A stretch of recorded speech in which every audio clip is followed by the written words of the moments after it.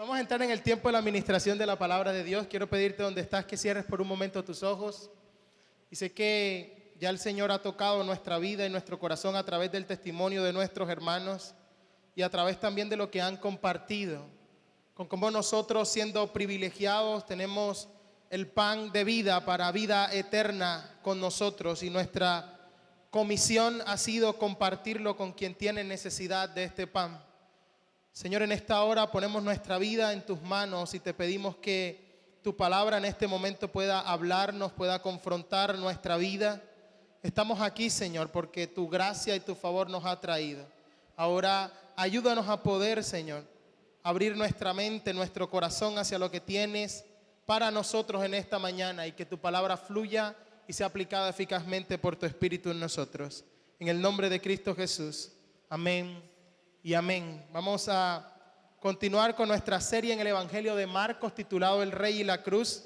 Y antes de comenzar y entrar al texto que nos compete esta mañana, a mí me gustaría hacerles una pregunta que he venido haciendo esta semana entre muchos amigos. Y yo quiero preguntarles a ustedes a ver si coinciden con la respuesta que me han dado algunas de las personas que he encuestado. Si yo les preguntara a ustedes cuál es su sentido, de todos los sentidos que usted tiene, ¿cuál es el sentido más importante que usted tiene? ¿Usted cuál escogería? Si tuviera que escoger uno de sus sentidos, la vista, el oído, el olfato, el tacto o el gusto. Si tuviera que escoger uno y dije, ese no lo toque. O le cambio la pregunta.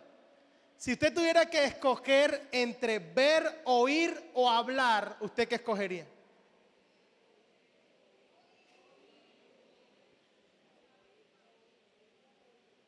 Ver es una pregunta muy difícil, ¿no? Es una pregunta muy difícil. Bueno, dentro de la encuesta que hicimos, llegamos a la conclusión es que la mayoría de las personas escoge la vista como el principal. Dice, bueno, yo escogería la vista porque yo por otro me puedo comunicar por seña, por algo, pero con mi vista yo puedo ver por dónde voy y por dónde transito. Aquí algunos preferirían escuchar, pero la gran mayoría escoge la vista. Y resulta que la Biblia usa esta figura para transmitir una verdad espiritual poderosísima. Y es que la Biblia describe al hombre sin Dios, caído y muerto en sus delitos y pecados, como alguien espiritualmente ciego. El hombre tiene visión para muchas cosas. El hombre es capaz de ver muchísimas cosas y es capaz de entender muchísimas cosas, pero las cosas espirituales está completamente ciego. El hombre natural para las cosas espirituales está voluntariamente ciego.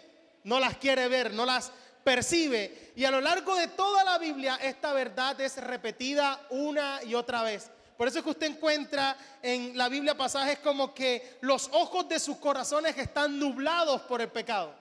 Nublados.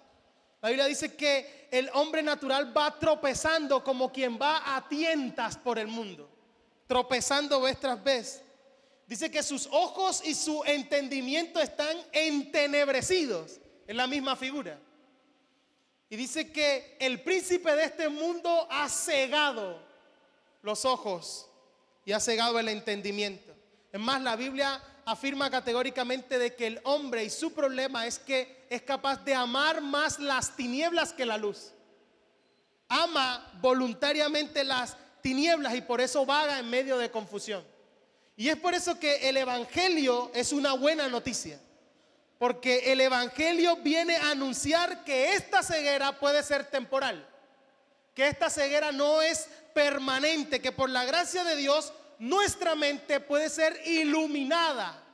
Nuestra mente puede ver la luz del Evangelio y que nosotros en Cristo podemos ver a quien dijo, yo soy la luz del mundo. El que en mí cree no andará en tinieblas. Por eso el Evangelio es una buena noticia, porque cuando esto sucede nos encontramos frente al más grande de todos los milagros. Y es que nuestros ojos y nuestro entendimiento son alumbrados y ahora podemos ver con claridad. Nosotros podemos experimentar que en nuestra vida resplandece su luz y además se nos concede la mente de Cristo. ¿No le parece eso maravilloso? Ahora, existe un grupo de personas para los cuales esta ceguera espiritual no es temporal, es permanente, es una ceguera permanente y eterna, y es para todo aquel que no viene a Cristo en arrepentimiento y fe. Esta ceguera puede ser también temporal, y el mayor ejemplo son los líderes religiosos que debaten y discuten con Jesús continuamente en el Evangelio de Marcos, por ejemplo, que vez tras vez son incapaces de ver, y Jesús les tiene que llamar: ustedes son ciegos guiando ciegos. Tienen toda la escritura, tienen todo el pacto, tienen a Moisés, y sin embargo no son capaces de ver que frente a ustedes está el Salvador y Redentor del mundo. Han endurecido voluntariamente su corazón.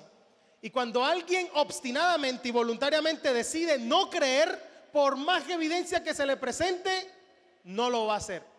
Porque bien dice un refrán: no hay peor ciego que el que no quiere ver. Así que yo he titulado este mensaje: la peor de las cegueras.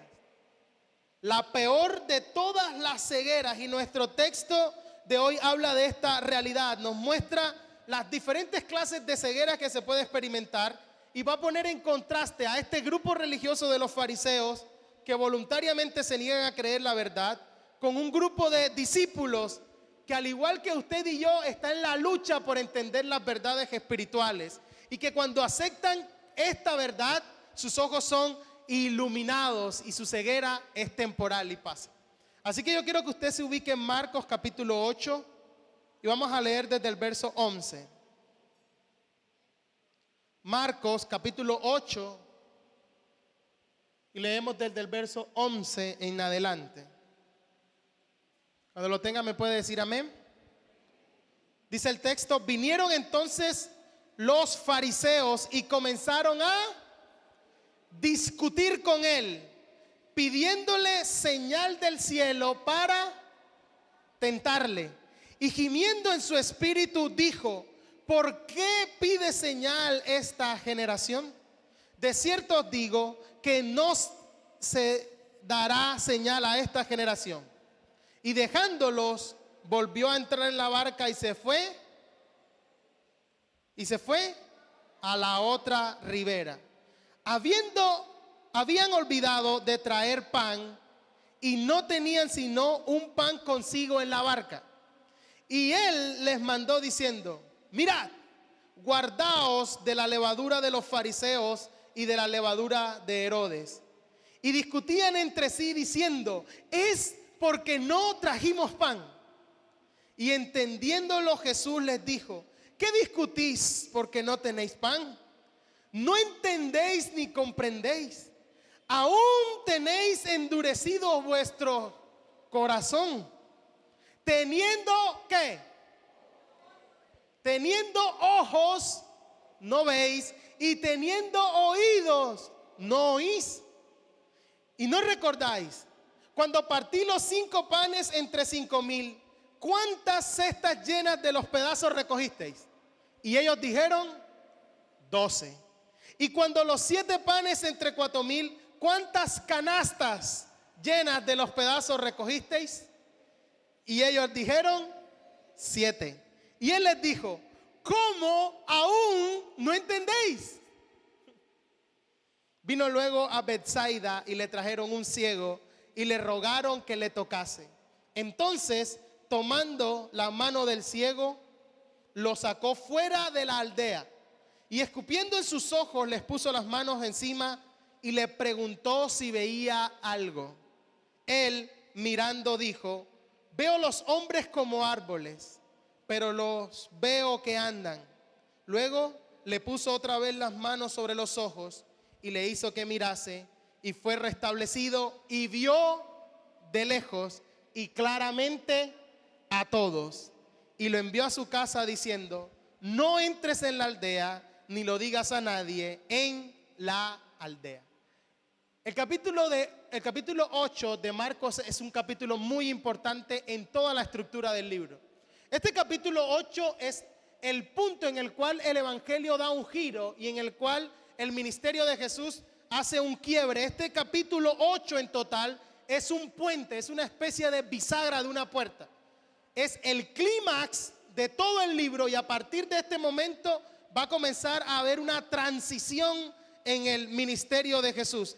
A partir de este momento, los discípulos van a comenzar a verdaderamente entender la identidad de a quien han venido siguiendo, a comprender quién es realmente Jesús. Y van a comprender que Jesús es un rey, que verdaderamente es rey soberano, pero van a entender que este rey ha venido a servir y ha venido a morir en una cruz por sus pecados. Van a entender tanto la identidad de Jesús como su misión. Y a partir del capítulo 8 usted va a ver que ya Jesús no se va a dirigir a las multitudes ni se va a dirigir a los líderes religiosos. A partir del capítulo 8 la instrucción va a ser solo para los discípulos, va a ser directamente para ellos, y les va a decir: soy un rey, pero un rey que ha venido a morir. Incluso algunos de los discípulos van a tratar de reconvenirlo, decirle: ten piedad de ti mismo, no hagas eso. Y Jesús va a tener que mostrarle cuál es su verdadera misión por lo cual está aquí. Así que este capítulo es muy importante. Este marca la transición, y el texto que acabamos de leer es el último choque, la última confrontación que Jesús tiene con los líderes religiosos en Galilea. Este va a ser su último encuentro con ellos, y esta confrontación va a marcar el fin de su ministerio. Después de eso, la próxima vez que recorra Galilea lo va a hacer escondido, y después va a ir a Judea, va a ir a Jerusalén, y por último va a ir a la cruz a morir. Este es el punto al que Marcos quería llegar, y los 8 primeros capítulos son la forma en la que él describe rápidamente estos eventos para llegar a este instante. Marcos va a dedicar casi que el resto de su evangelio a la última semana de Jesús, a mostrar la pasión. Pero en este texto que acabamos de leer están las 3 clases de cegueras de las que yo les quiero hablar en esta mañana. Hay en primer lugar una ceguera que es permanente. Una ceguera permanente desde el verso 11 al 13, representado por los fariseos.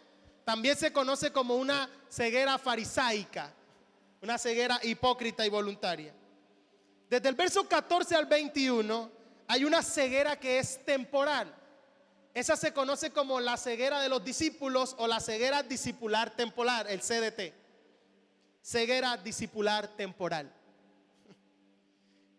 Y el verso o el texto que acabamos de leer termina con la descripción de una ceguera física y un ciego que es sanado, pero que está completamente conectado con el resto del relato, porque Jesús va a usar a este ciego como una ilustración de lo que acaba de suceder con los discípulos. Así que entremos ya a ver cada una de las características de esta ceguera. Una ceguera temporal, una ceguera permanente en primer lugar, una ceguera temporal y una ceguera física. En primer lugar encontramos representado por los fariseos desde el verso 11 al 13, esta que es una ceguera permanente. Dice que vinieron entonces los fariseos y comenzaron a discutir con él, pidiéndole señal del cielo para tentarle. Verso 12, gimiendo en su espíritu dijo: ¿por qué pide señal esta generación? De cierto digo que no se dará señal a esta generación. Y dejándolos, volvió a entrar en la barca y se fue a la otra ribera. Jesús viene de pasar tiempo con sus discípulos en territorio gentil. Nuestra hermana Diana nos compartió, ha estado en Tiro, en Sidón, en Decápolis, y ahora regresa a la parte judía de Galilea, a una ciudad llamada Dalmanuta, cerca de Capernaum. Y apenas llega, enseguida salen los fariseos a su encuentro. Y dice que son los fariseos los que buscan a Jesús. ¿Y para qué lo buscan? Lo buscan para discutir con él, dice el texto. Para discutir. Ellos siempre están buscando desacreditar a Jesús, buscan una ocasión para tentarle y para matarle en últimas. Y las palabras más duras siempre que usted vaya a ver en los evangelios que Jesús pronuncie, se las va a pronunciar a este grupo. Las palabras más duras de Jesús son contra este grupo que siempre cree sabérselas todas. Y en medio de este nuevo enfrentamiento encontramos las características de esta ceguera permanente, esta ceguera espiritual permanente, esta ceguera farisaica. Y es que es una ceguera que odia completamente la luz y que es capaz de hacer cualquier cosa para enfrentar la luz.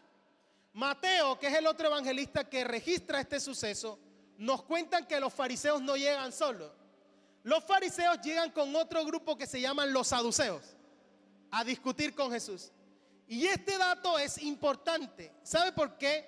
Porque los fariseos y los saduceos no se gustaban entre sí.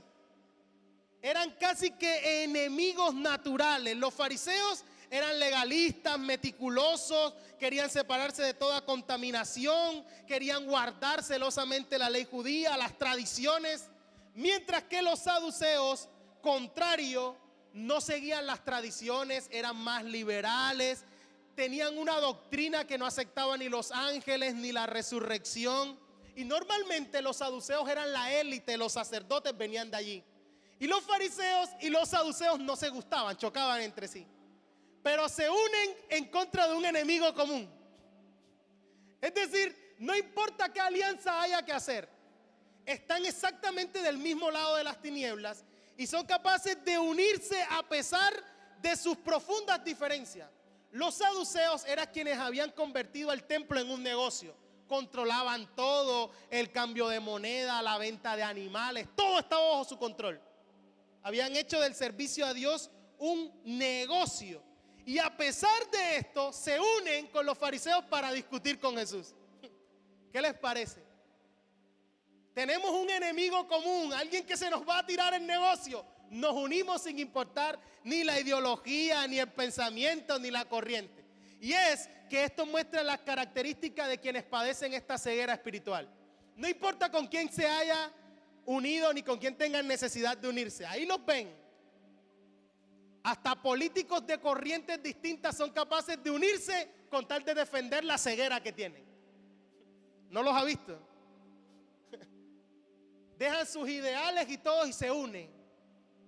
Y dice que estos representantes vienen con la intención de discutir. Y lo que le piden a Jesús es una señal del cielo.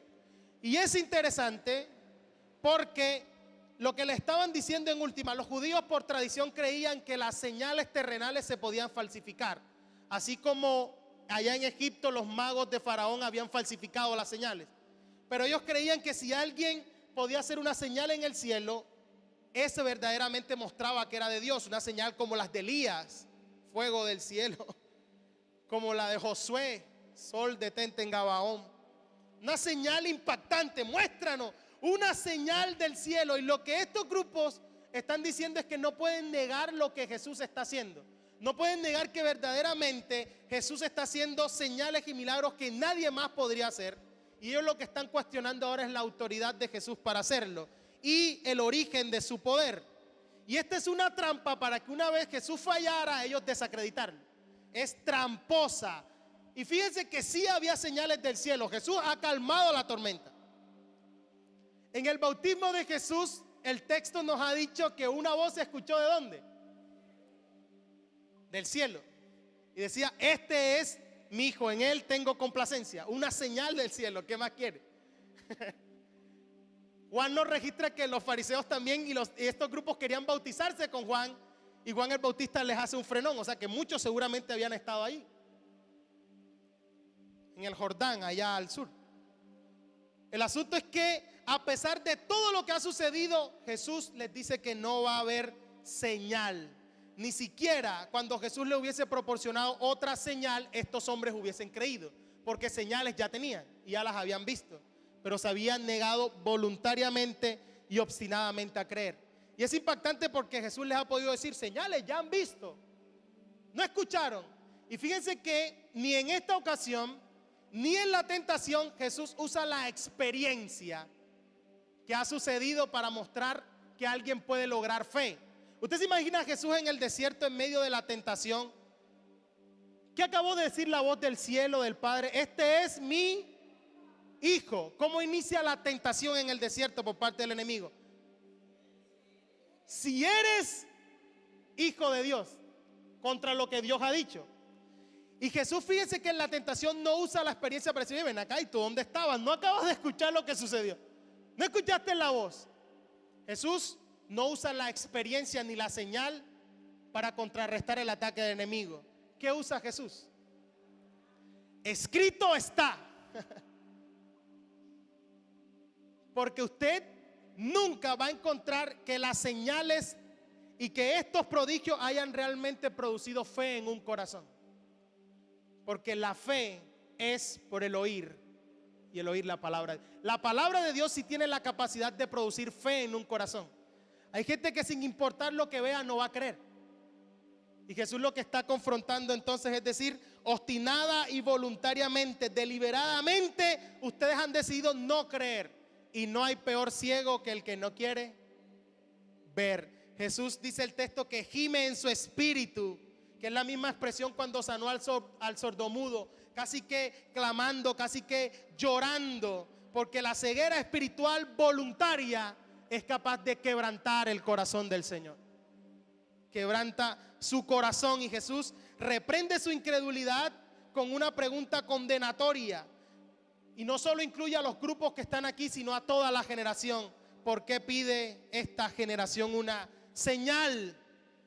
Estos judíos, todos eran igualmente infieles que los fariseos. Voluntariamente se habían negado a creer y ninguna señal les iba a hacer creer. Cuando Jesús los confrontó con la luz, salieron a ocultarse más y más en las tinieblas. Los rechazaron voluntariamente. Esta generación no necesita más señales. Esta generación necesita arrepentirse y creer en el Evangelio. Sigue vigente, ¿no le parece? Y a diferencia de Marcos, Mateo sí nos complementa la respuesta de Jesús. Y cuando usted lee el capítulo 16 de Mateo, que es el pasaje paralelo de este texto, usted va a encontrar que la respuesta completa de Jesús fue la siguiente. En el versículo 1 de Mateo 16 dice: vinieron los fariseos y los saduceos para tentarle y le pidieron que le mostrase señal del cielo. Mas él respondiendo les dijo: cuando anochece decís, buen tiempo, porque el cielo tiene arreboles.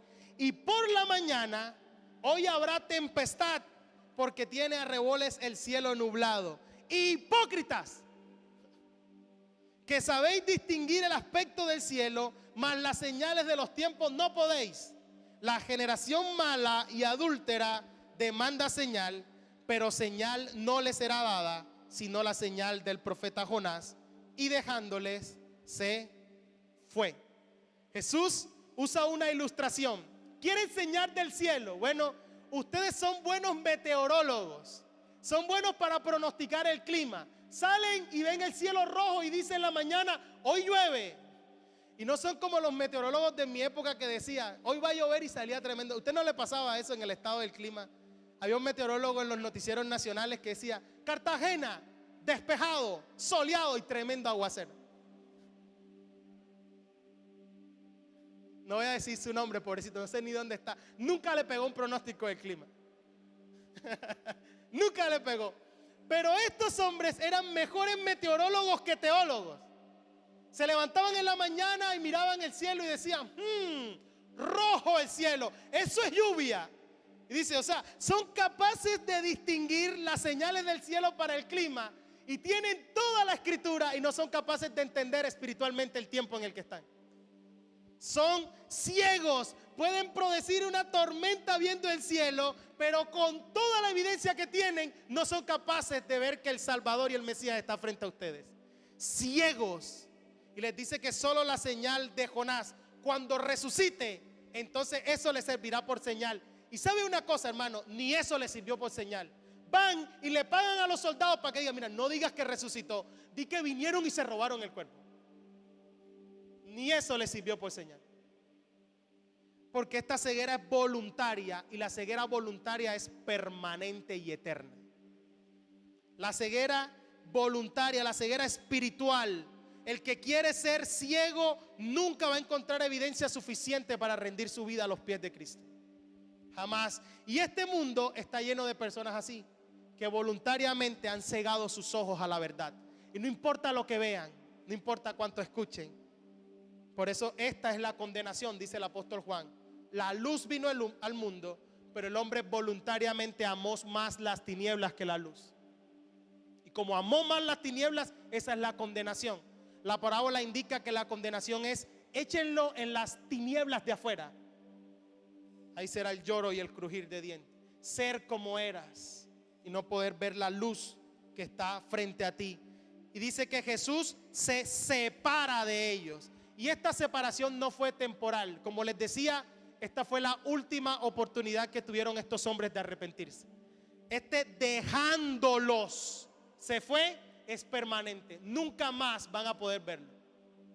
Los dejó, hace que Jesús se aleje. A partir de este momento, sus milagros y sus parábolas van a estar dirigidas a los discípulos y no ni a los líderes religiosos ni a la multitud.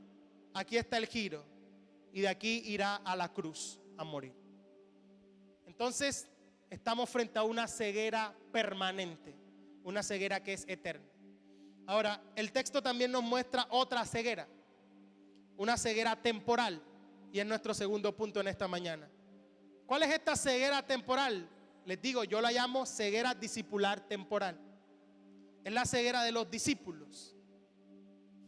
Estos hombres que habían visto muchas cosas con Jesús, pero realmente en contraste con los líderes religiosos, este otro grupo de personas que se llaman los discípulos sí han creído, han venido a la luz, le han seguido.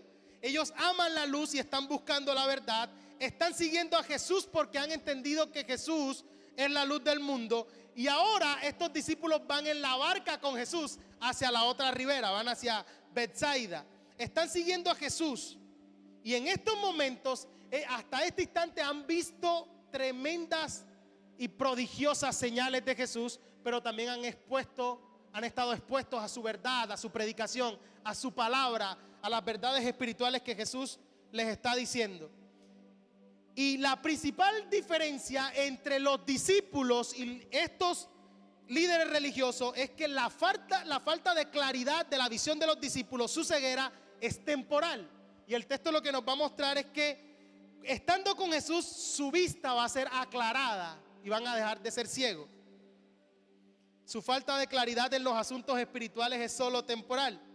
Y fíjense que el relato es completamente claro en decirnos que ellos, después de todo lo que han visto, después de todo lo que han conocido de Jesús, todavía siguen interesados en cosas materiales. Y es muy, muy curioso porque ellos van dentro de la barca con Jesús y dice el verso 14 que llevan una discusión entre ellos. ¿Cuál es la discusión que llevan? Verso 14 de Marcos. Se habían olvidado de traer pan. Y la discusión es que solo tenían un pan con ellos. Entonces yo quiero que usted imagine por un momento esta escena. Están estos 12 peleando. Mira, uno preguntando, ¿quién trajo el pan? Algo así como si nuestros misioneros estuvieran preguntando, vamos a hacer la obra, no trajimos el pan. Entonces, ¿cómo hacemos la obra? Y ¿te tocaba a ti? ¿A mí? No. ¿A quién le tocaba hoy traer el pan? No, a mí, no. A mí me tocó ayer. Y es la tremenda discusión entre ellos porque tenían un solo pan e iban a un camino a un lugar despoblado en Betsaida y dice, mira, ¿y ahora cómo vamos a comer cuando lleguemos allá? Y ahora que el maestro se entere que trajimos un solo pan, ¿qué vamos a hacer? Y estaban ellos allí en medio de esta tremenda discusión, mostrando que a pesar de todo su pensamiento seguía siendo natural. Todavía estaban interesados en cosas materiales. Y justo en ese momento, mientras ellos están pensando y discutiendo esto, Jesús comienza a hablar.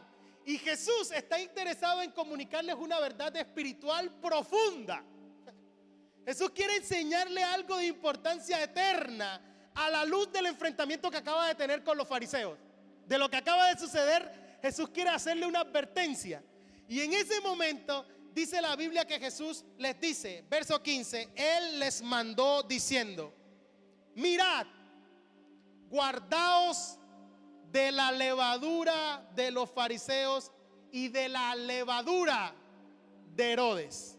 Yo no sé si usted alguna vez le ha pasado que usted está pensando en algo y piensa en algo, y cualquier cosa que le comente una persona, si no tenga nada que ver con lo que usted está pensando, usted lo lleva a lo que usted está pensando. A los que trabajan, usted está pensando justo en el informe que no le ha pasado a jefe y piensa. Y de pronto lo llaman, Luisfer, hiciste eso, y usted nada más está pensando en el que no entregó. Jefe, no lo hice, pero yo se lo paso. El financiero me dijo, no. Ay, ahora que me recuerdas el financiero tan... Bueno, así están los discípulos, ¿cierto? Pan, no trajimos pan. Y de todo lo que Jesús dijo, solo una palabra le retumbó: levadura. Levadura, pan. Se dio cuenta: no trajimos pan. Levadura fue lo único. Ni de los fariseos ni de los herodianos. Y Mateo complementa que Jesús les dice: guardaos de la levadura de los fariseos, de los saduceos y de los herodianos. Y lo único que escucharon fue levadura.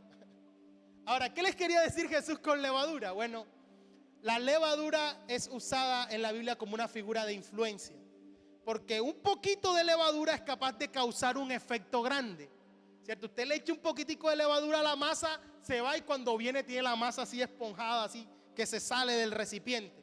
Entonces la Biblia usa la levadura como una figura de influencia. Así que lo que Jesús le está queriendo decir es: guárdense de la influencia espiritual, por mínima que sea, de estos grupos, de los fariseos, de los saduceos y de los herodianos. Guárdense de su influencia, porque por mínima que sea, va a tener un gran efecto. Esa es la verdad que Jesús le quiere transmitir. Y Jesús le está diciendo: miren cómo son estos tres grupos. Y aquí hay una tremenda verdad espiritual vigente que los discípulos no son capaces de entender. Jesús le está diciendo: deben guardarse de la levadura de los fariseos. ¿Cuál es la levadura de los fariseos? Bueno, Jesús le está diciendo sus errores doctrinales, su hipocresía personal, su sistema religioso que quieren simplemente aparentar algo que no son, que son externos, superficiales, que parecen buenos por fuera, pero por dentro son unos sepulcros llenos de pudrición. Guárdense de esa hipocresía. Jesús le está diciendo: guárdense de la levadura de los saduceos, ese racionalismo, ese materialismo, el negar verdades doctrinales esenciales, claves como la resurrección, como los ángeles, el utilizar lo santo para hacer negocios personales y enriquecerse a ellos mismos. Guárdense de esa influencia. Y le está diciendo: guárdense de los herodianos. ¿Quiénes eran los herodianos? Los que seguían a Herodes. Pero estos eran judíos que tenían un interés político. En pocas palabras, está diciendo: guárdense de los políticos, pero no voy a ahondar en eso. Le está diciendo simplemente ellos son seculares. Ellos están interesados en lo que es inmoral, y no importa si toca vender los principios para estar bien políticamente y socialmente. Estos eran judíos que se habían vuelto inmorales y habían negado la ley para estar bien con Herodes. Y si estoy con Herodes, estoy con el poder y no hay problema. Y Jesús le está diciendo a los discípulos: guárdense de esos grupos. Y en resumen, esta es una advertencia también para nosotros. ¿Sabe por qué? Porque todos los que estamos aquí estamos enfrentados exactamente a estas mismas tentaciones. Nosotros, todos, usted y yo, estamos expuestos a la hipocresía, a dar una apariencia de algo que no somos. Y entonces estar en la iglesia bien sentaditos, bien vestiditos, alzando las manitos, cantando los coritos, y en mi casa soy otra persona. ¿Sabe qué es eso? Ser un fariseo, un hipócrita. Ser por fuera alguien que tiene una apariencia de piedad, y por dentro, en mi trabajo, soy otra persona, en mi casa. Está diciendo la esposa que está al lado: con esa misma boca alaba al Señor después de lo que me dijo ayer. Con esa misma boquita viene a cantar. Nosotros estamos expuestos a lo mismo, a la hipocresía. Estamos expuestos al mismo materialismo de los saduceos. Le está diciendo: guárdense de eso. A la misma inmoralidad de los herodianos. Absolutamente todos podemos llegar a ser legalistas, hipócritas como los fariseos. Estamos expuestos a tener doctrinas equivocadas a nuestro alrededor, como la de los saduceos, que quiere venir ahí con un poquitico de levadura y decir: oye, no, tú estás siendo muy extremo. Eso no es así. Tienes que ser un poquito más liberal. Y ese poquito de levadura daña toda la masa, la leuda por completo. Nosotros estamos expuestos a la inmoralidad y a la mundanalidad como los herodianos, a seguir corriente de este mundo, inmorales. Y le está diciendo Jesús: guárdense de eso. Lo interesante es que el fuerte de este pasaje no es esa enseñanza, a pesar de que yo pudiera sacar una prédica nada más de ahí, de lo que Jesús les acaba de decir. Sale toda una enseñanza compleja y podemos estudiar cada grupo y qué sería esa influencia hoy. Lo interesante del pasaje es cómo los discípulos reaccionan a la enseñanza de Jesús.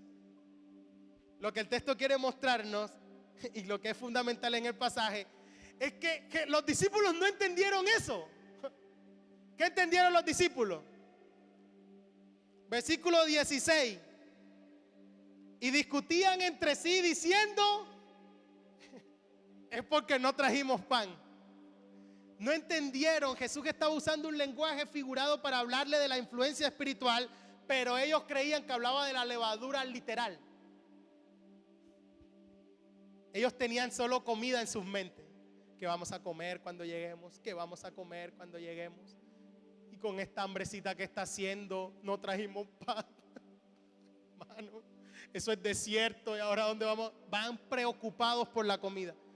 Estaban sacando cuentas con un pan a cómo salimos. Un pan entre 1, 2, 13 somos. Ay, no. Y se pierden de esta riqueza espiritual que el Señor le quiere transmitir. No somos así nosotros a veces, o muchas veces. Por estar interesados en realidades físicas, no comprendemos las verdades espirituales que el Señor nos quiere transmitir. Nos perdemos por completo de la enseñanza que Jesús nos quiere dar. A pesar de que los discípulos ya sus ojos habían sido abiertos y le seguían, tenían una ceguera temporal. Y fíjense, yo sé que aquí cada uno de ustedes me está escuchando, pero algunos de ustedes tienen su mente en su casa y en su problema. Algunos de ustedes, yo le estoy hablando y es como si fuera en otro idioma, porque está pensando, ¿y ahora qué vamos a almorzar? No puse a ablandar los frijoles. Y el ropero que tengo que lavar. Y no he conseguido trabajo. Y está ocupado en tantas cosas su mente que se está perdiendo en lo que Jesús quiere enseñarle. ¿Pasa o no pasa? Está diciendo, mire, y esta semana sí se me había olvidado el trabajo ese que tengo que presentar. Pero yo los estoy viendo desde aquí, está sentadito y hace. Y yo desde acá digo, algunos me están llamando porque hace así. Pero su mente está justo en otro lugar. Así están los discípulos. Su mente está en el pan, hay un solo pan, hay un solo pan, hay un solo pan. Y se pierden de la riqueza. Yo creo que nuestras preocupaciones muchas veces nos privan de recibir lo que Jesús tiene para enseñar. Nuestra preocupación por lo presente, por lo temporal, por aquello que es material, hace que nuestra mente ande vagando en nuestras propias preocupaciones. Y como nuestra mente está en esos asuntos de la casa, perdemos lo que el Señor quiere enseñarnos. Esos son los que usted le pregunta cuando sale. Mira, ¿y qué te habló el Señor hoy? Bueno, cantamos y tuvimos unos misioneros. Sí, ¿pero qué te dijo el Señor? ¿Qué te habló? No sé. Estaba con la mente en otro lado. ¿Usted alguna vez se ha bañado y después que se está bañando dice, yo me eché champú? ¿A quién le ha pasado alguna vez? ¿Sabe por qué pasa eso? Porque mientras lo hace está pensando en otra cosa. O sea, se está bañando pero no está concentrado en eso, sino ahora que salga el trancón, el peaje, no sé qué. Y está pensando en otra cosa. Así sucede. Entonces cuando usted sale, pregúntele a alguien, ¿qué habló el Señor? Y dice, no sé. Pero hay otra aplicación interesante de esto. Y es que los discípulos, ¿cierto? Esto nos muestra que tenemos que estar atentos a lo que el Señor nos quiere dar. Usted recuerda que en la parábola del sembrador ya Jesús había enseñado que después que la semilla es puesta, ¿qué viene? Viene el afán y la preocupación y la ahoga, ¿cierto? Como espino. Como en la parábola del sembrador, las preocupaciones pueden ahogar la semilla que el Señor está sembrando, que quiere caer en buena tierra. Pero los discípulos nos están mostrando que ni usted ni yo no las sabemos todas. Nosotros estamos con Jesús, nosotros estamos con Él, hemos sido alumbrados, nuestro entendimiento ha sido alumbrado, pero no entendemos absolutamente todo. No es que ya comprendemos todos los misterios, no es que ya sabemos todo. Esta ceguera es temporal. Hay cosas que nosotros aún no entendemos y nos vemos. Pero esta ceguera, el mejor lugar para curarla es junto a nuestro Salvador.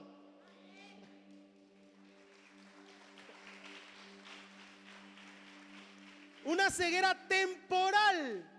Y el mejor lugar para que esta ceguera sea curada, paulatinamente sea quitada, es estar cerca de nuestro Salvador. Yo hablo con gente que me dice y me hace una cantidad de preguntas hasta que llega un momento que le dije, ya esa no me la sé. Ay, pero eres pastor, sí, pero no me la sé toda. Yo estoy en la misma lucha.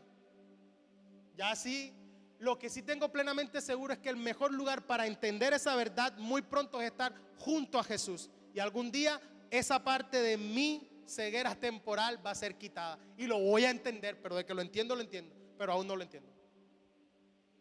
Como discípulos no las sabemos todas. Lo estamos siguiendo, pero aún hay puntos y áreas de nuestra vida en la cual nuestra visión todavía no es clara. No podemos entenderlo, no podemos comprender, no podemos ver con claridad. Y fíjense que Jesús entiende que estos están por otro lado completamente distintos. Y dice el verso 17, y entendiéndolo Jesús lo entiende. Y dice, ven acá. ¿Qué es lo que discutís entre ustedes? Discutís porque no tenéis pan. No entendéis ni comprendéis. Y viene una palabra que a mí me llena de esperanza. Aún, que significa todavía, tenéis endurecido vuestro corazón. Aún es porque hay esperanza de que ya nuestro corazón no sea endurecido. 18, teniendo ojos, no veis, y teniendo oídos, y no recordáis.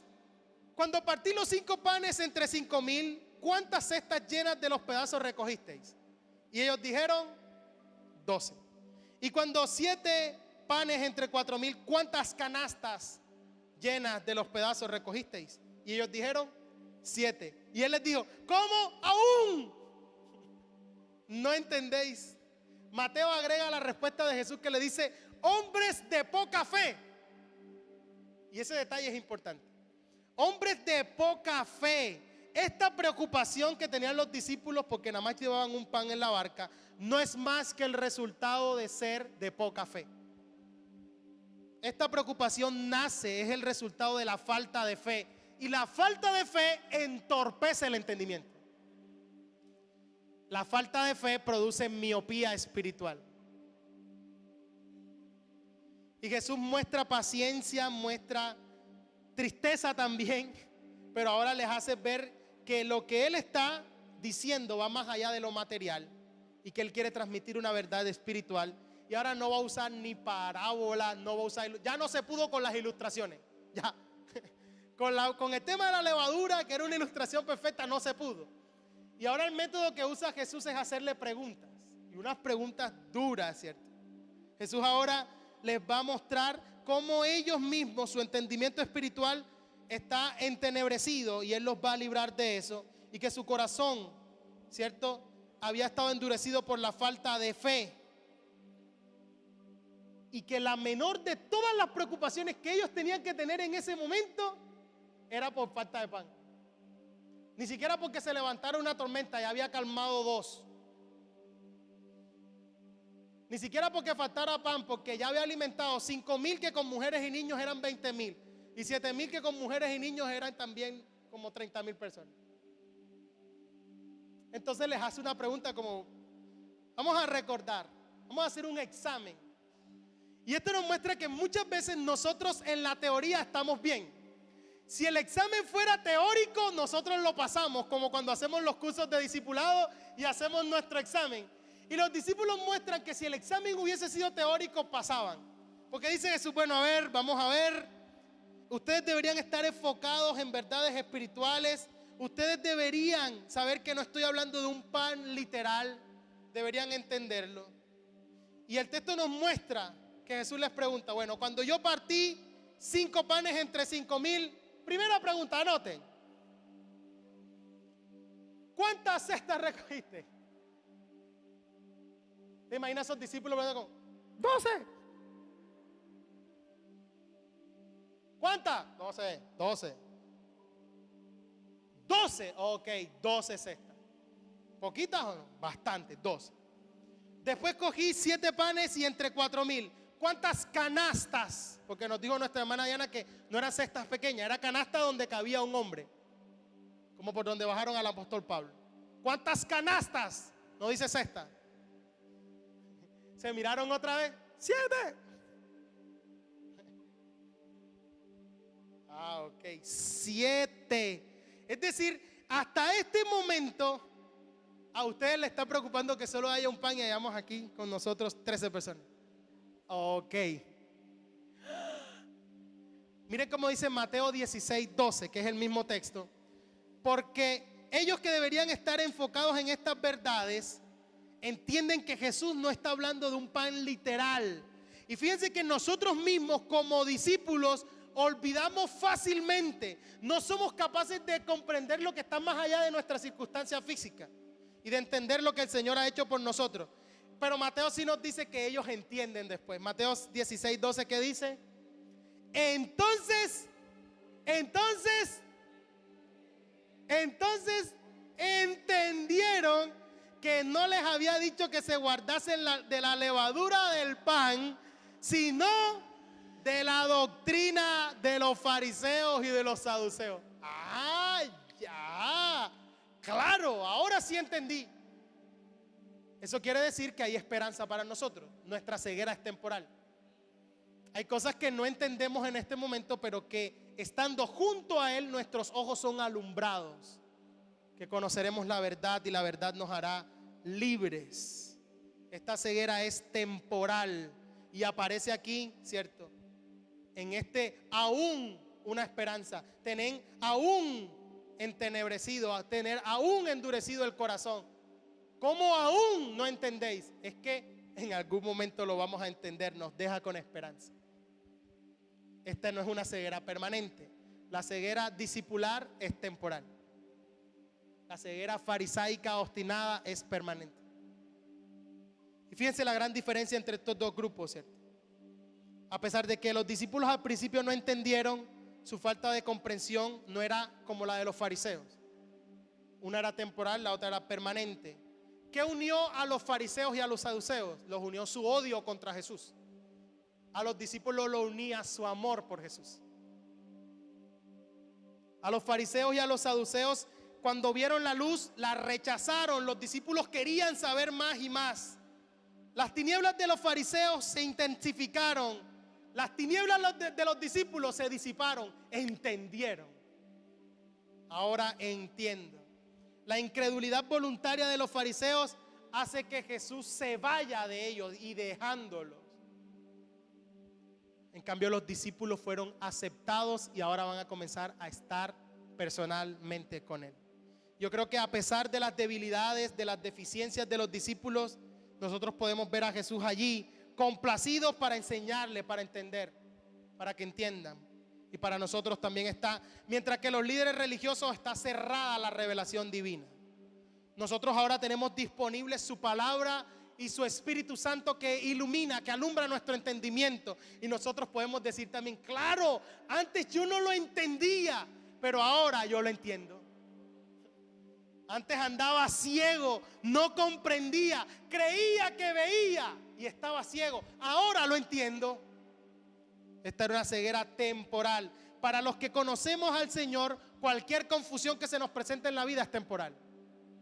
Señor, en este momento no lo entiendo, pero yo sé que tú vas a iluminar mi entendimiento para que lo entienda. Te sigo glorificando y exaltando. Así que debemos saturarnos de la palabra de Dios, estudiarla, escucharla, profundizarla, no perder cada oportunidad que Él nos concede para aprenderla, porque en la medida que lo aprendemos, nuestros ojos cada vez van a ver mejor y mejor, como quien ajusta los lentes.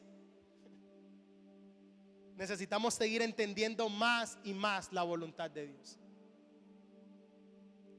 Y por último aparece en el pasaje la ceguera física. Hemos hablado de la ceguera permanente, una ceguera temporal, y el pasaje cierra con un relato bien interesante. Y está en el verso 22. Vino luego a Betsaida y le trajeron un ciego y le rogaron que le tocase. Entonces, tomando la mano del ciego, lo sacó fuera de la aldea y escupiendo en sus ojos, le puso las manos encima y le preguntó si veía algo. Él, mirando, dijo: veo los hombres como árboles, pero los veo que andan. Luego le puso otra vez las manos sobre los ojos y le hizo que mirase, y fue restablecido y vio de lejos y claramente a todos. Y le envió a su casa diciendo: no entres en la aldea ni lo digas a nadie en la aldea. ¿Usted cree que este texto el evangelista Marcos lo está poniendo aquí por azar, justo después de hablarnos de estos diferentes tipos de ceguera? Bueno, es interesante porque dice que cuando llegan a la orilla, a su destino en Betsaida, de donde son algunos de los discípulos, Pedro, Andrés, Felipe, Natanael, son de Betsaida. Betsaida está cerca donde se hizo la multiplicación, la alimentación de los 5,000. Es posible que muchos de los que ahora salen a encontrar habían estado en la multiplicación de los 5,000. La noticia de que Jesús llega se expande rápidamente y le trae a un ciego. Este es otro ejemplo de lo importante que es tener amigos que te pongan cerca a Jesús cuando tú no puedes, ¿no? Igual que el paralítico que habíamos visto al inicio del evangelio. Estos amigos traen al ciego a Jesús para que lo toquen, ¿cierto? Y había muchos ciegos en la época de esta narración del evangelio. Y normalmente estos ciegos son mendigos porque su incapacidad, su discapacidad simplemente los llevaba a terminar siendo como un mendigo, y la gente además los veía como castigados y olvidados por Dios. Así que su situación era doblemente penosa. Y ahora lo traen para que Jesús lo toque. Y fíjense que Jesús muchas veces sanó a gente tocándolo. E incluso gente que nadie tocaría, a un leproso, por ejemplo. Pero en esta ocasión, cuando se enfocan todos los reflectores, dice que Jesús lo aparta. No va a ser un espectáculo con el ciego. Jesús lo saca de la aldea, los discípulos van con él. Lo que el texto quiere decir es que Marcos no lo menciona, pero los discípulos lo siguen. Van con él y van a presenciar lo que Jesús va a hacer. Jesús no va a hacer de esta sanación un espectáculo, sino que en un lugar de mayor privacidad, y al igual que hizo con el sordo mudo, ahora usa la saliva para manifestar la transferencia de su poder. Se lo pone sobre los ojos. ¿Y qué sucede?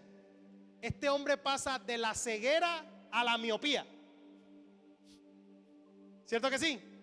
Para los que no saben cómo ve un miope como yo, porque tengo los lentes de contacto puestos, un miope no sabe diferenciar entre un árbol y una persona, pero ve que algo hay allá. No enfocamos. Nosotros sin los lentes, yo sin lentes no veo, yo sospecho. Yo creo que sí. Y yo llegué a tal punto de la miopía que ya mi optómetra me dijo: ya no te puedo seguir aumentando los lentes, tienes que usar lentes de contacto. Y yo sin lentes no veo. Y este hombre no veía nada, absolutamente nada. Y después que pasa lo que Jesús le impone las manos con saliva, dice, le hace la pregunta: mira, ¿y ahora ves algo? Y dice: veo a los hombres como árboles, pero los veo. Yo antes no veía nada. Ahora estoy viendo ahí como que algo no sé si son hombres o son árboles, pero los veo. Por eso yo digo, pasó de la ceguera a la miopía. Y es interesante porque era miopía, porque después el texto va a decir: y vio de lejos. El que no ve de lejos es miope. Y entonces Jesús ahora dice el verso 25 que le puso otra vez las manos sobre los ojos y le hizo que mirase. Y dice, bueno, a ver, fue restablecido. Y como dice, y vio vio de lejos. Y además que vio de lejos, vio claramente a todos. Jesús por segunda vez le toca y ahora su visión está bien enfocada. Y después le dice, bueno, no le digas a nadie, porque Betsaida también tenía el corazón endurecido. Betsaida, después de haber visto todo, seguía sin creerle al Señor. La ceguera espiritual de Betsaida también era una ceguera permanente, era una ceguera eterna. No hay más señales para Betsaida. Y por eso le digo, ¿sabe qué? Se va derechito para su casa y no le dice a nadie. No hay más señales para Betsaida. Jesús va a tener que decir de Betsaida, de Capernaum y de Corazín: ay Betsaida, ay Corazín, ay Capernaum, si en Tiro y en Sidón se hubiese hecho lo que tú viste, ellos se hubiesen arrepentido. Si Sodoma hubiese visto las obras que tú viste, se hubiese arrepentido, pero tú no, persististe en tu incredulidad. Eran ciegos. Yo digo, este milagro es un milagro sencillo, ¿no les parece? Es un milagro fácil de entender, pero hay cosas interesantes que usted tiene que saber de este milagro y con esto vamos a cerrar. Primero, este y el del sordomudo son milagros que solo aparecen en Marcos. Ningún otro evangelista narra este milagro. Absolutamente todos los milagros de Jesús se realizan de forma instantánea. ¿Lo recuerdan? Hemos sido enfáticos que cada uno de los milagros de Jesús es enseguida. Calmó a la tempestad y no ve que el mar se fue como calmando de a poquitico. No, instantáneamente se hizo bonanza. El paralítico llegó con su lecho así, levántate y anda, y se lo llevó cargado. No es que caminaba cojito, no. Todos los milagros fueron instantáneos. Este es el único milagro de Jesús en 2 tiempos. ¿Por qué precisamente está este milagro en este lugar? ¿Por qué el evangelista quiere meterlo? Y hemos dicho, en los evangelios los milagros son teológicos. Es decir, cada milagro de Jesús busca transmitir una verdad teológica grande. No es que todo el mundo quede, ¡wow! No, es que detrás del milagro hay una verdad importante. La alimentación de los 5,000 es la antesala para que Jesús diga, yo soy el pan de vida, como lo aprendíamos en la obra de teatro. Antes de decir yo soy el pan de vida, Él les da comida para decirle, esta comida tú te la vas a comer pero vas a morir. Come del pan que es para vida eterna, yo soy el pan de vida. Por eso está la alimentación de los 5,000 antes. Jorge nos compartía el martes el milagro de un ciego de nacimiento en Juan 9. Léase Juan 9 completico en su casa, es uno de los capítulos más hermosos de todos los evangelios. Un ciego de nacimiento. Le tiran una pregunta a Jesús, ¿pecó él o sus padres? Dice, no, para la gloria de Dios. Va, le echa saliva, le dice, ve y lávate en el estanque de Siloé, y cuando regresa viene viendo. Los fariseos lo entrevistan y todo, llevan RCN, Caracol y todo. Sí, ¿sabía usted que quien lo acaba de sanar es un pecador? Está violando el día de reposo. Y el ciego de nacimiento le dice, bueno, si es pecador o no, yo no sé. Yo lo único que sé es que yo era ciego y ahora veo. No sé. Y van y otros, entonces van donde los papás del ciego. Y verdad que él nació ciego. Y habían dicho, todo el que confiesa a Jesús lo expulsamos de la sinagoga. Entonces los papás del ciego saben que si confiesan a Jesús lo expulsan de la sinagoga. Y dice, él nació ciego. Pero ¿quién lo sanó? Pregúntenle a él. Pregúntenle. Ya edad tiene, ya está grandecito. Que él les diga.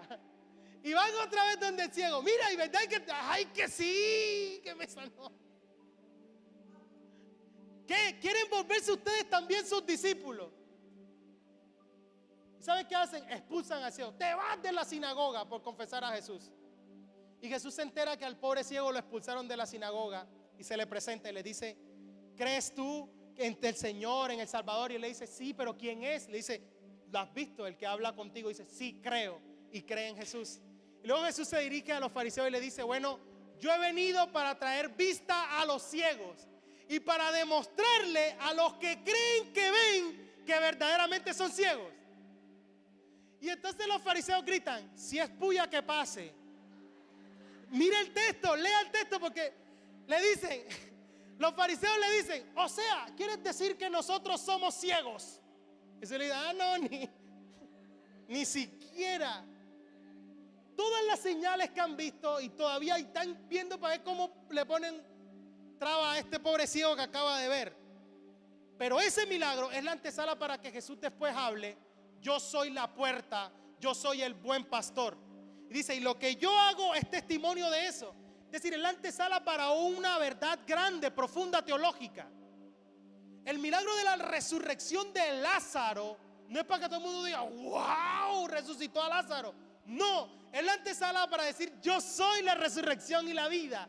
El que en mí cree, aunque esté muerto, vivirá. Es decir, los milagros son teológicos ¿Me estoy haciendo entender? No como los shows que hoy se arman, noche de milagro y es solo un show y nunca apareció Cristo por ningún lado. Nunca apareció la verdad trascendental. Entonces, en conclusión, no es casualidad de que este milagro cierre nuestra enseñanza de hoy. Está puesto exactamente allí para mostrar, para hacer un ejemplo, una ilustración de lo que acaba de... y mostrar la diferencia entre la ceguera permanente y la ceguera temporal. Este milagro, todos los estudiosos, y yo estoy de acuerdo, coinciden en decir que es una ilustración de lo que Jesús hizo con sus discípulos y de lo que hace con nosotros. No solo confirmó que Él era Dios, su poder divino, no solo marcó un momento decisivo en el cual Jesús ahora solo le va a enseñar a sus discípulos y por eso no los tiene en la multitud, sino que los saca acá aparte y no lo hace delante de toda la multitud, sino que le va a enseñar a sus discípulos para que ellos ahora se enfoquen en Jesús y a partir de este momento le va a comenzar a hablar de su muerte, sino que este milagro es una ilustración de la ceguera espiritual temporal. Este milagro les está enseñando a ellos, los discípulos, y a nosotros, que un día nosotros éramos ciegos completamente. Y que un día Él nos tocó y comenzamos a ver. Y de pronto no comenzamos viendo claramente. Nosotros comenzamos a ver así como los miopes vemos. Pero a medida que estamos con Él y en el caminar y el andar con Él, nuestros ojos van siendo cada vez más iluminados y vamos a ver cada vez mejor y claramente lo que Él quiere decir.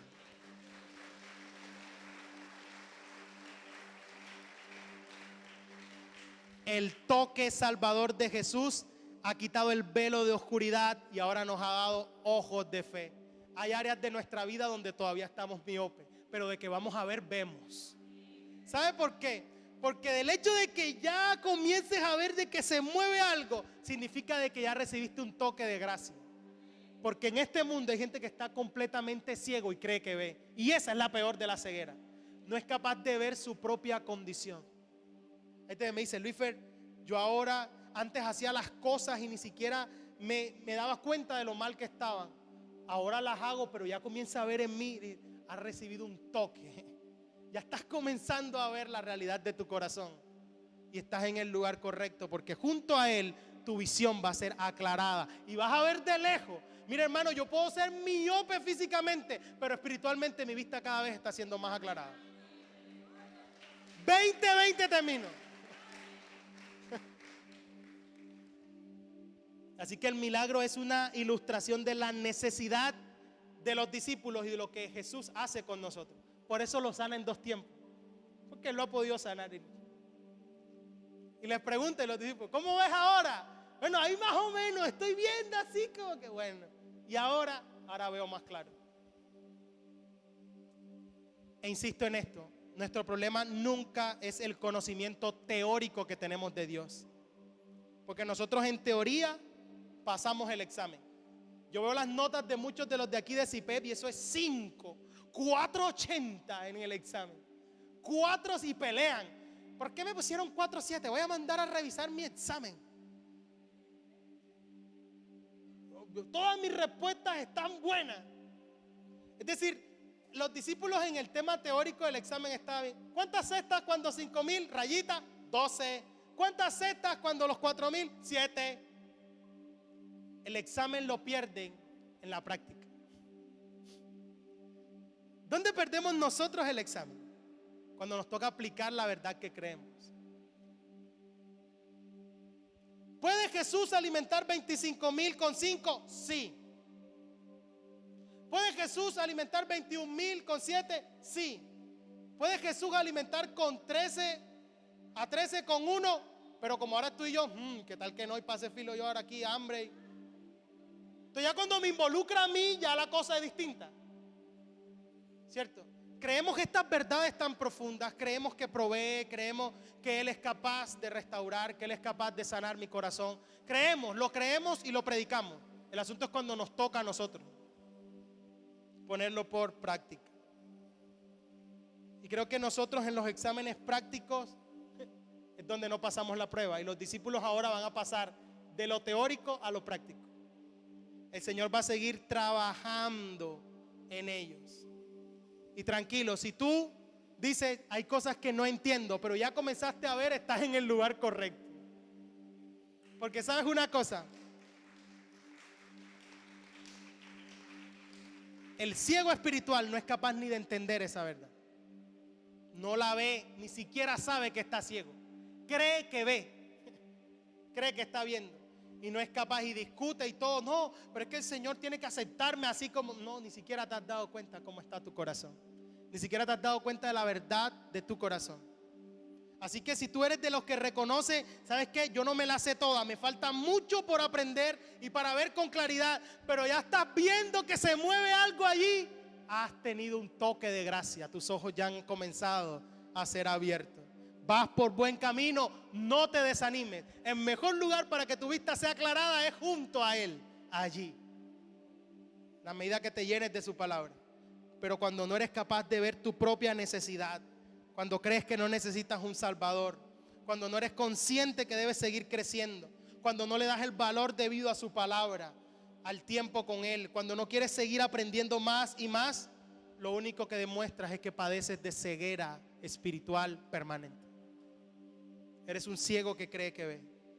Y yo creo que si has escuchado esto en esta mañana es porque Dios quiere darte la visión correcta.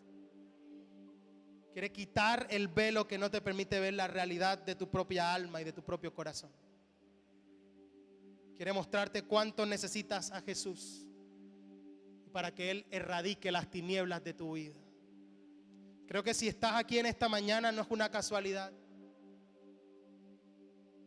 No vale la pena y no hay razón para seguir estando en tinieblas cuando estamos frente a alguien que dijo: yo soy la luz del mundo. El que en mí cree no andará en tinieblas. Así que yo te invito a cerrar tus ojos donde estás. Que juntos podamos orar en esta dirección y decirle: Señor, abre mis ojos. Abre mis ojos, Señor. Quiero verte en realidad tal cual eres. Quiero ver como tú ves. Quiero ver la condición de mi propio corazón y mi propia necesidad de ti, Señor.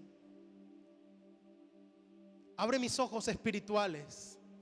Señor, solo tú sabes cuántos de los que entramos en este lugar han venido con ceguera espiritual. Pero aquel que está junto a ti, aquel que obstinadamente ni voluntariamente te ha querido rechazar, aquel que resiste en su propio corazón, no hay nada que lo convenza. Pero aquel que viene en arrepentimiento y fe delante de ti, Señor, tú eres capaz de quitar el velo. Y ahora nos preguntas: ¿puedes ver? Nosotros podemos responder: Señor, aún hay áreas de nuestra vida en las que no vemos claramente, pero ya comenzamos a ver. Y tú eres fiel en completar la obra que un día comienzas. ¿Cuál es tu condición? ¿Cuál es tu nivel de ceguera espiritual? Si obstinadamente te has negado a creer voluntariamente, a pesar de todo lo que Dios ha hecho en tu vida, aún persistes en incredulidad, eres como los fariseos. Nada podrá tocar tu corazón. Es un corazón endurecido. Pero si hoy puedes mirar la condición de tu corazón y algo dentro de ti dice: te necesito, Señor. Necesito para poder ver claramente que me toques. Necesito que toques mis ojos espirituales y que el velo que ha intentado entenebrecer mi entendimiento sea quitado. Y que yo pueda ver y entender verdades espirituales que para el hombre natural son imposibles de comprender. El hombre natural les llama locura esas profundas verdades espirituales que tienes para nosotros, pero para los que son tus discípulos. Ayúdame a no ser de la multitud. Ayúdame a guardarme, Señor, cada día de la levadura de los fariseos. A no tener una apariencia de piedad, a no aparentar que realmente te sigo, sino que sea genuino. A no ser un hipócrita y ser alguien completamente distinto en este lugar de lo que soy en mi hogar o en mi trabajo. Ayúdame a guardar mi corazón de la levadura de los saduceos, de errores doctrinales que me alejan de ti, de liberalidad y materialismo, de estar interesado solo en cosas materiales, de pretender buscarte por un beneficio económico como lo hacían ellos. Ayúdame a guardar mi corazón, Señor, de la levadura de los herodianos, de la inmoralidad, de lo mundano, de aquello que es en contra de tu voluntad. Yo quiero guardarme para ti solamente, Señor. Hoy traigo mi vida en arrepentimiento y fe delante de ti. Rindo mi corazón y te pido de lo más profundo de mi corazón, tócame. Toca mis ojos espirituales, porque es posible que teniendo ojos no vea y teniendo oídos no oiga y que aún no haya entendido. Tócame, Señor. Toca mis ojos espirituales. Toca mis oídos espirituales. Y que yo pueda oír tu voz por encima de todas las voces. La voz de mi preocupación, la voz de mis amistades, la voz de un mundo perdido, de un mundo caído, de un mundo que ofrece tantas cosas. Que mis oídos estén afinados y sintonizados para escuchar única y exclusivamente tu voz. Porque tú eres el buen pastor y tus ovejas oyen tu voz y la siguen. Yo quiero ser de tu oveja, Señor, de tu redil. Quiero escuchar tu voz y seguirte, Señor. Abre nuestros ojos espirituales. Nos presentamos delante de ti, porque hay esperanza para tus discípulos. Esta ceguera de los discípulos no es permanente. Nuestra ceguera es temporal. Aclara la visión, Señor, de tus hijos en aquellas áreas que aún no entendemos tu propósito, en aquellas áreas en las cuales aún no comprendemos lo que estás haciendo, en aquellas áreas de nuestra comprensión teológica que aún no hemos podido entender. Acláranos, Señor. Usa tu palabra y la aplicación de tu espíritu a nuestro corazón para iluminar nuestro entendimiento. Ilumina los ojos de nuestro entendimiento y saca a tu pueblo de las tinieblas a la luz para que anuncie las virtudes tuyas. Crea en nosotros un real sacerdocio, una nación santa, un pueblo adquirido que anuncie las virtudes de aquel que un día nos sacó de las tinieblas a su luz admirable. En el nombre de Jesús. Amén y amén.